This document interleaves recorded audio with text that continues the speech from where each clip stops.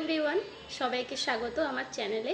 আজকের ভিডিওতে আমি আলোচনা করতে যাচ্ছি the importance of breastfeeding.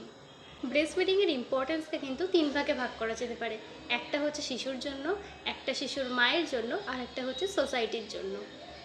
Breast milk কিন্তু শিশুর গ্রোথের জন্য অনেক বেশি ইম্পর্টেন্ট। সেই জন্য প্রথম 6 মাস শিশুকে শুধুমাত্র ব্রেস্ট মিল্কই খাওয়ানো উচিত। এটি শিশুর গ্রোথ অ্যান্ড ডেভেলপমেন্টে হেল্প করে। এতে থাকে প্রয়োজনীয় fat, protein, vitamin, minerals, carbohydrate, যেগুলো কিন্তু শিশুর প্রপার ডেভেলপমেন্ট অ্যান্ড গ্রোথে হেল্প করে। ব্রেস্ট মিল্কে কিন্তু দুটি খুব ইম্পর্টেন্ট অ্যামাইনো অ্যাসিড থাকে, যেটা হচ্ছে টাউরিন অ্যান্ড সিস্টেইন। এই দুটি কিন্তু একটা নিউরো ট্রান্সমিটারও। এছাড়াও ব্রেস্ট মিল্কে গ্যালাক্টোজ থাকে, যেটা শিশুর ব্রেন ডেভেলপমেন্টে হেল্প করে। এছাড়াও ব্রেস্ট মিল্ক কিন্তু খুব ইজিলি ডাইজেস্ট হয়ে যায়, কারণ এতে ল্যাকটালবুমিন আর ল্যাক্টোগ্লোবিউলিন নামে দুটো প্রোটিন থাকে।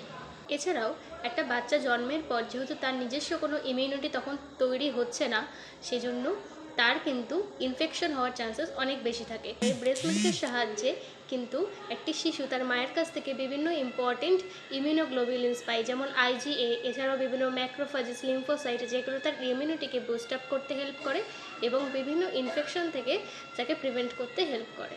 এছাড়াও ব্রেস্ট মিল্ক কিন্তু একটা শিশুর কগনিটিভ ডেভেলপমেন্টে হেল্প করে, তার IQ বিল্ড আপ করতে হেল্প করে। এবার আসি মায়ের ক্ষেত্রে ব্রেস্ট ফিডিং কীভাবে বেনিফিশিয়াল। প্রথমত, ব্রেস্ট ফিডিং কিন্তু মাকে অনেক তাড়াতাড়ি রিকভার করতে হেল্প করে। পোস্টপার্টাম ব্লিডিংয়ের চান্সেস কমায়, কারণ অনেক সময় ডেলিভারির পর কিন্তু মায়ের অনেক পরিমাণে ব্লিডিং শুরু হয়। কিন্তু যদি ডেলিভারির কিছুক্ষণ পরেই যদি ব্রেস্ট ফিডিং ইনিশিয়েট করা যায়, তাহলে কিন্তু এই পোস্টপার্টাম হেমারেজ এই ব্লিডিংয়ের চান্স কিন্তু অনেকটা কমে যায় এবং মা অনেক তাড়াতাড়ি রিকভার হয়। এছাড়াও ওভারিয়ান ক্যান্সার, ব্রেস্ট ক্যান্সার, এই সমস্ত ক্যান্সারের চান্সেস কিন্তু অনেক কমিয়ে দেয় এবং অ্যানিমিয়া হওয়ার চান্সেসও অনেক কমায়।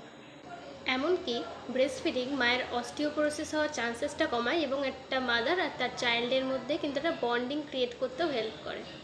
ব্রেস্ট ফিডিং কিন্তু the cheapest source of optimum nutrition. এটা কিন্তু কোনো এক্সেসিভ টাকা খরচ করতে হচ্ছে না, কিন্তু একটা চাইল্ড কিন্তু তার প্রয়োজনীয় যে প্রোটিন, নিউট্রিয়েন্টস সেগুলো সমস্ত কিছু কিন্তু পেয়ে যাচ্ছে। এবার আসুন জেনে নিই যে ব্রেস্ট ফিডিং একটা সোসাইটির ক্ষেত্রে কতটা বেনিফিশিয়াল। ব্রেস্ট ফিডিং কী করছে? ব্রেস্ট ফিডিং কিন্তু একটা হেলদি ফ্যামিলি ডেভেলপ করতে হেল্প করছে।